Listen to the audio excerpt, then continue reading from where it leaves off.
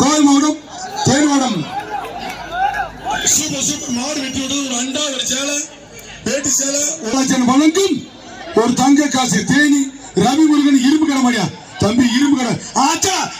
Super super super மாடு வெட்டி விட்டுறது 4 பரிசு. கொம்பு பிடிக்காத தம்பி நல்லா கட்டிட்டு போனா உள்ள வந்து கட்டக்கூடாது. பார்த்து பிடிச்சிக்க.